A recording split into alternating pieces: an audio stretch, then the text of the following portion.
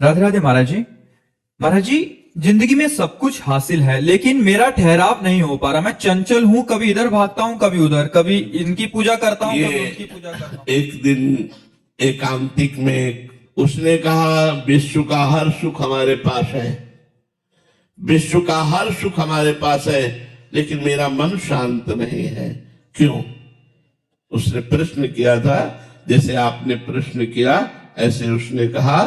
तुमने कहा तुम्हारे पास भगवान नहीं, तुम्हारे जीवन में भगवान का अस्तित्व नहीं है, तुमने भगवान की शरणागति नहीं ली, भगवान का आश्रय नहीं लिया, इसलिए मन बिना भगवान के नहीं टिक सकता।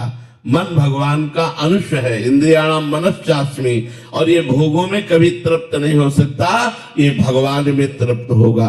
देखो, हमको लगता है कि अगर अमुक भोग हमें मिल जाए तो मैं तृप्त हो जाऊंगा, लेकिन उसको कोई भोग रहा है और वो दूसरे को चाह रहा है और वो तीसरे को चाह रहा है। यार है क्या समस्या? इस बात को समझना चाहिए कि भोगों से कभी किसी को तृप्ति नहीं हो सकती। एक बार चक्रवर्ती सम्राट महाराज भर्तरी जी ने अपने मन को पढ़ा कि चाह क्या रहा है, तो मन में निकला एक सुंदर स्त्री का संयोग। चक्रवर्ती सम्राट थे, उन्होंने ऐलान कर दिया कि चक्रवर्ती सम्राट महाराज भर्तरी ब्याह करना चाहते हैं, लेकिन अपनी पसंद का, सुंदरियां एकत्रित हो और हम उसे चुनेंगे।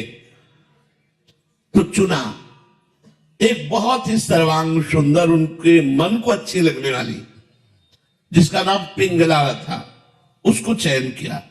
अब वो बहुत ही महान पुरुष थे, इसलिए कोई साधारण भोगी पुरुष तो थे नहीं।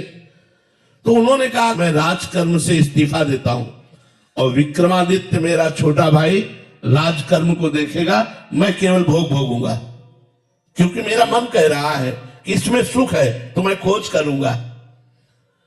एक अलग महल हो तो चक्रवर्ती सम्राट थे, सारी व्यवस्था हो गई, राज कानून को विक्रमादित्य ने अपने हाथों में संभाल लिया। बहुत बड़े, वो भी बलशाली और बुद्धिशाली थे विक्रमादित्य जी। भर्तरी जी तो अनन्य थे केवल पिंगला के, लेकिन पिंगला को अच्छा नहीं लगता, वो सुंदरी थी, उसका मन था और कुछ। तो एक दिन वो महल की खिड़की से झांक रही थी, तो एक सर्वांग पुष्ट अश्वपाल जो घोड़ों की रक्षा करवाता था, वो सबका प्रधान था, उसको देखा, उसको जमा। भर्तरी जैसे चक्रवर्ती सम्राट से मन हटकर घोड़ों की रक्षा करने वाले में मन उसका लगा। और रानी थी, अपनी दासी से बोली, उससे मिलने का एकांत समय। वो मिला, सरकार, उनका ऐसे नहीं, हम तुमसे दोस्ती करना चाहते। अरे सरकार, हम तो आपकी जूती है, दोस्ती क्या, हम तो आपके घोड़ों की सेवा करने वाले। धीरे धीरे धीरे गलत संबंध पिंगला का अश्वपाल चल गया। एक भर्तरी जी के राज्य में ब्राह्मण तपस्या कर रहा था धन प्राप्ति के लिए। देवराज इंद्र के मंत्रों से देवराज इंद्र को रिझाना चाहता था। बड़े तप और व्रत से जब उसने नियम पूर्ण किया तो देवराज इंद्र प्रकट हुए, बिना कुछ बोले एक फल दिया, कहा यह अमृत फल है, इसको खा लेने पर अमर हो जाएगा, और अंतर ध्यान हो गए। तो उसने कहा कि मेरी बात तो सुनी नहीं, मुझे अमृत फल क्या चाहना, गरीब ब्राह्मण वैसे ही, और मुझे अमर होके क्या करना है, मुझे तो धन चाहिए था। देवराज इंद्र ने अमर फल दिया, आप क्या करें? उन्होंने विचार किया कि महाराज भर्तरी को ये अमर फल दे दे और हम उनसे मनमाना धन ले सकते हैं। ऐसा ही किया। महाराज की जय हो। राजा के चक्रवर्ती सम्राट भर्तरी के महल में दो के लिए छूट थी, एक निजी सेवक और एक ब्रह्म ऋषि। अगर ब्रह्म ऋषि आना चाहते हैं तो उनके लिए कोई रोक नहीं थी। वो गए, महाराज की जय हो, खड़े होकर प्रणाम किया और कहा, कहो ब्राह्मण देवता। बोले, मैंने तपस्या की और अमल फल प्राप्त किया, ये आप ले लीजिए। उन्होंने आदेश कर दिया, खजाने से जितना धन चाहे उनको दे दो। अमर फल लिया। विचार किया भर्तरी जी ने कि मैं तो प्यार पिंगला से करता हूं, अमर फल पाकर क्या करूंगा? यदि पिंगला अमर हो जाए तो जब तक मैं जीवित रहूंगा मेरे सामने रहेगी। पिंगला को बुलाया और कहा, मेरे राष्ट्र के ब्रह्म ऋषि ने तपस्या के द्वारा ये अमर फल प्राप्त किया, इसे आप स्वीकार कर लीजिए और खा लीजिए। उनका अमर फल तो स्नान आदि करके पवित्र अवस्था में पाया जाता, मैं पालूंगी, आप निश्चिंत रहिए।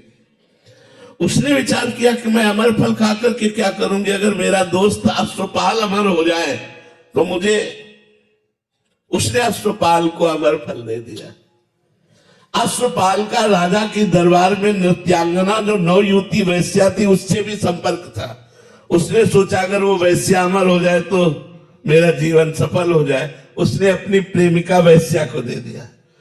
वैश्या ने विचार किया, मैं नाचने वाली इस अमर फल को खाकर क्या करूंगी, अगर महाराज भर्तरी अमर हो जाए तो वो फल फिर भर्तरी जी के पास पहुंच गया।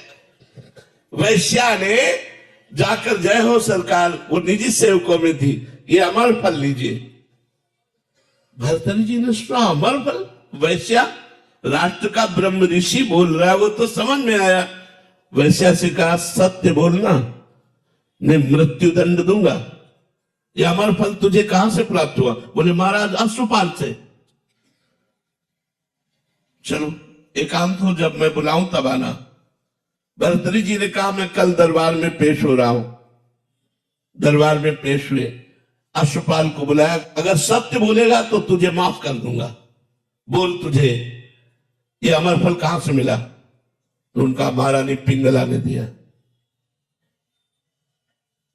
पिंगला से कहा कि मुझ चक्रवर्ती सम्राट से तुझे तृप्ति नहीं, अय अश्वपाल तुझे पिंगला से तृप्ति नहीं, तो वैश्या से। धिक्कार है इस काम को और इस मन को, और अपना सम्राट पद वही इस्तीफा दिया और घोर वैरागी बनकर के भजन किया और भर्तरी शतक की रचना की, जो बड़े बड़े वैरागी जन पढ़ करके वैराग्य धारण करते हैं। तो ये मन हमारा सोना चांदी रुपया पैसा घर मकान स्त्री पुरुष इनसे तृप्त होने वाला नहीं। जब तक भगवान नहीं मिलेंगे तब तक हमें शांति नहीं मिलेगी, तब तक हमारा मन तृप्त नहीं होगा, तब तक हमारी इच्छाएं हमको रौंदती रहेंगी, कभी ये इच्छा कभी ये इच्छा कभी ये इच्छा। आप जब अपने से बड़े को देखेंगे तो आपके हृदय में जलन हो जाएगी, लगेगा मुझे ऐसा होना चाहिए। जब आप वैसा हो जाएंगे तो आपको और बड़ा दिखाई देगा, माया आपके सामने पेश करती जाएगी। तृप्ति कभी नहीं होगी, तृप्ति होगी भगवान की प्राप्ति से। तब लगी कुशल न जीव कहूं, सपने हो मन विश्राम, जब लगी भजत न राम कहूं, शोक धाम तज काम। जब तक भगवान का भजन नहीं होगा